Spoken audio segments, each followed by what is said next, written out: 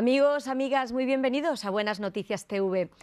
Muchos han oído hablar de Jonás como el hombre que fue tragado por una ballena, pero cuando leemos el libro en la Biblia nos damos cuenta de que no había ballena. Lo que sí hay es una historia muy interesante que vamos a conocer hoy mejor. El director del programa, José Pablo Sánchez, va a hablar sobre Jonás con el pastor Miguel Ángel Pozo, pastor de la Iglesia Evangélica en Alcalá de Henares. Te invitamos a compartir tu opinión a través del Facebook o del Twitter respondiendo a esta pregunta: ¿cuál es tu versículo favorito de Jonás? También puedes contarnos cómo este programa te ayuda. Es importante para nosotros conocer los detalles de cómo el programa es usado por Dios en tu vida. Lo puedes hacer a través del Facebook, pero sobre todo del WhatsApp, al número 673-466-366. Pues vamos ya a escuchar esta entrevista. ¿Cómo estás? Hola, muy bien. Bueno, hombre, me alegro mucho de que podamos compartir ese tiempo y que hablemos de este libro tan interesante, ¿no? La verdad es que es un libro como vamos a ir viendo, ¿no? Un libro con un contenido muy, muy especial. Mira, quiero enseñarte algunas fotos que son imágenes que están relacionadas con el contenido del libro y quiero que me cuentes un poquito, ¿no? De cuál puede ser la conexión. Por ejemplo, esta primera, ¿la ves bien? Sí, sí. Bueno, pues ese es un barco.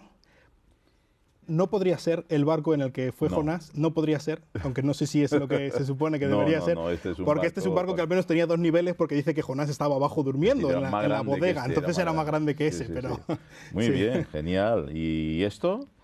Eso es una calabacera, ¿no? Sí, lo sé porque mi abuelo tiene calabaceras, mi abuelo.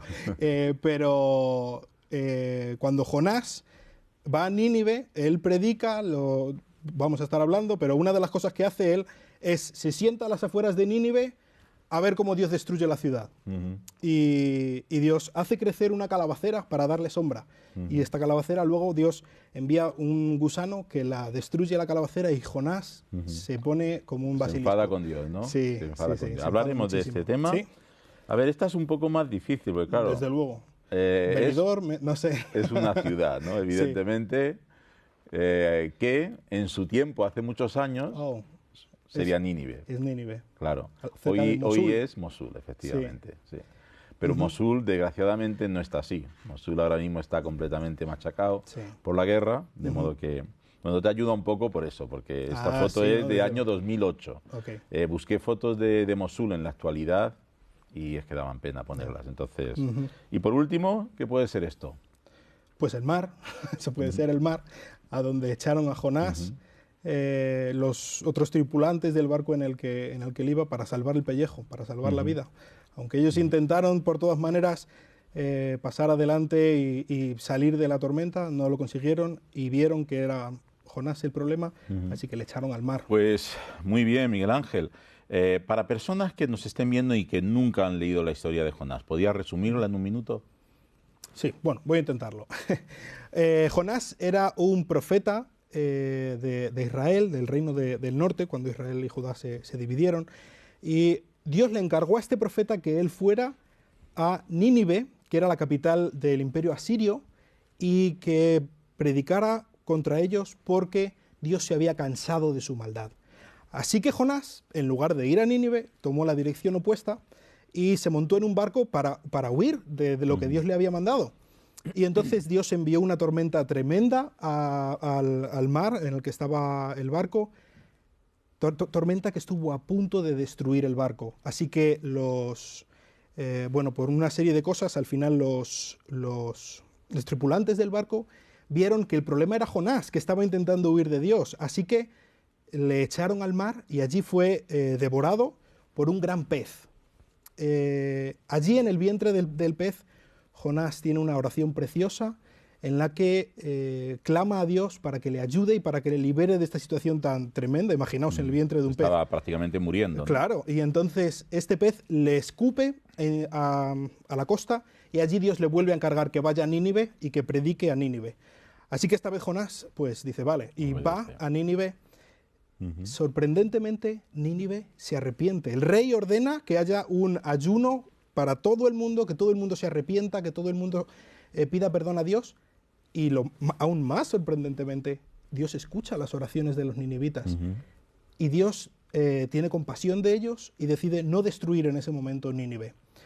A lo que Jonás se enfada muchísimo con Dios. Se enfada muchísimo por esta situación de que los ha perdonado.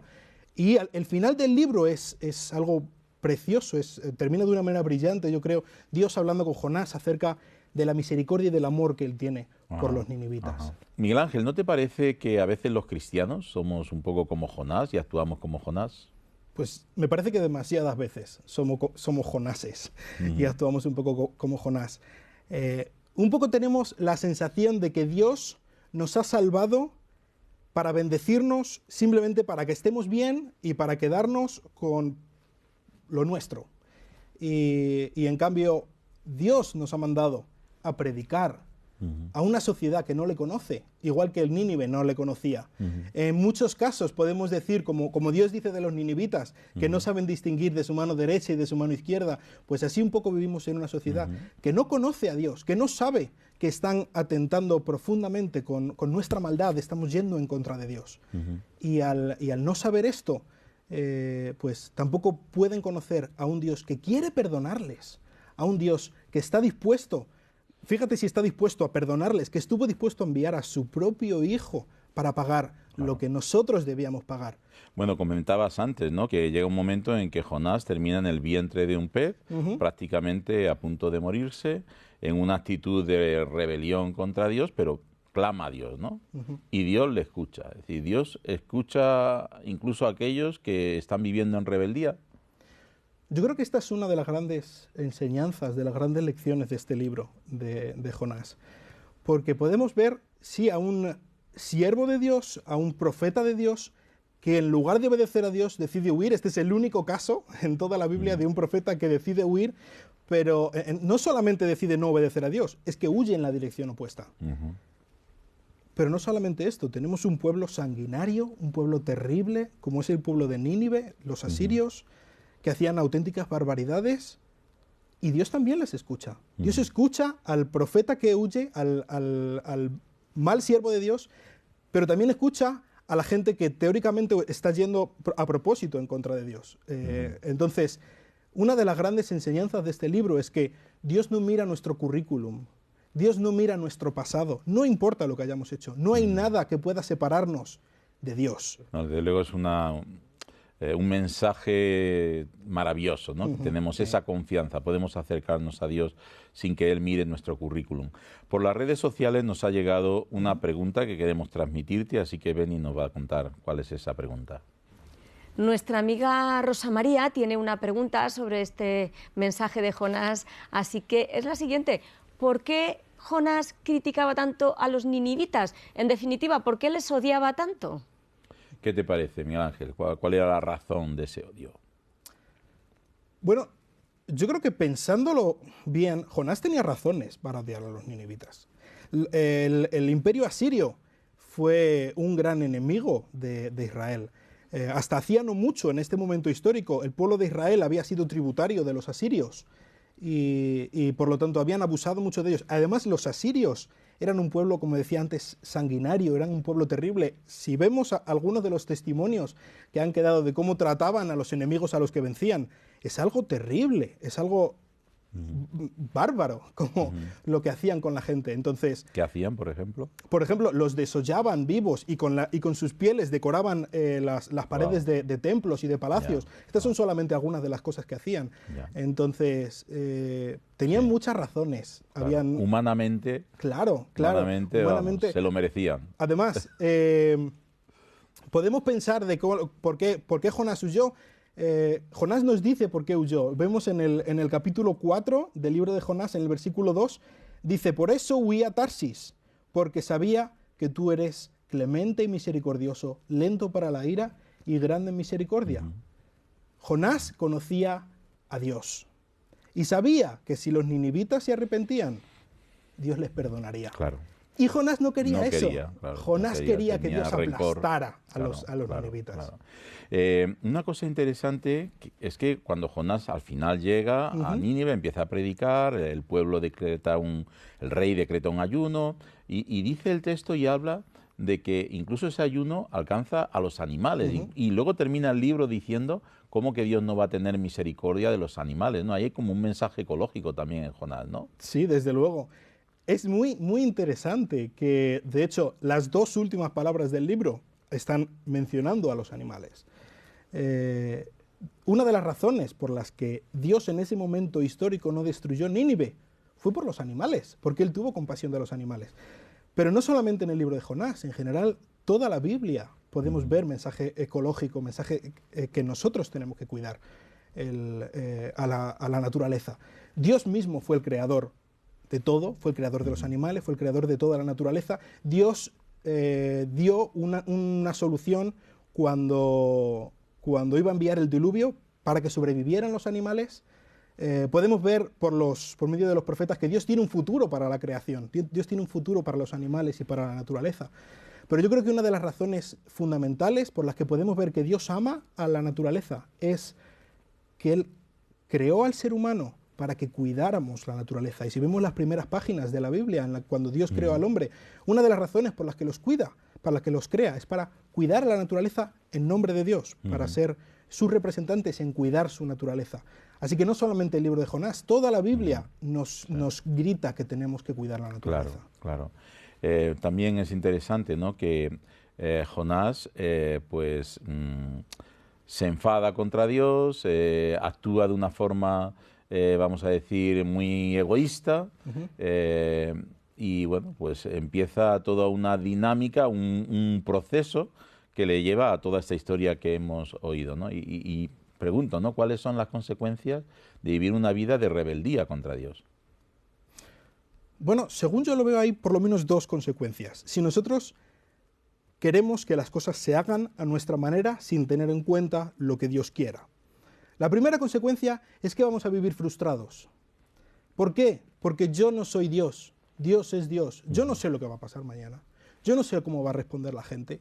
Yo no sé cómo va a ser el día de mañana. Entonces, el día de mañana puede que no sea como yo quiera. Y eso me va a frustrar. Y me voy a enfadar con el mundo y me voy a enfadar con Dios, como le pasó a Jonás. Pero también hay otra cosa, y es que si estamos intentando ir y vivir a nuestra manera, sin tener en cuenta a Dios, nos vamos a encontrar a Dios de frente. Dios nos ama. Y muchas veces malinterpretamos el amor de Dios. La gran tormenta por la que Jonás tuvieron que tirarle al mar, y el gran pez que se lo comió, realmente fueron muestras del amor de Dios. Y podemos pensar, ¿cómo? ¿Cómo puede ser que fueron muestras del amor de Dios?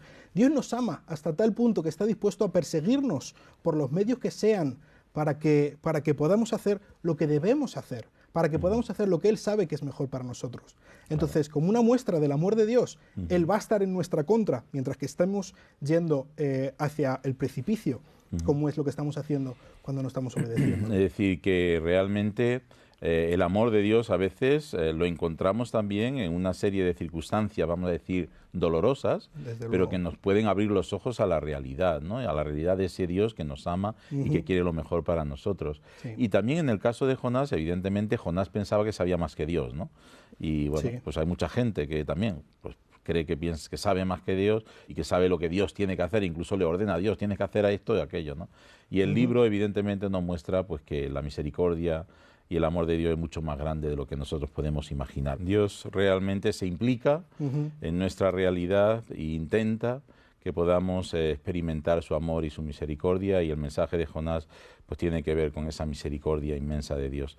Muchas gracias, Miguel Ángel, por compartir este tiempo con nosotros. Que Dios te bendiga. Igualmente.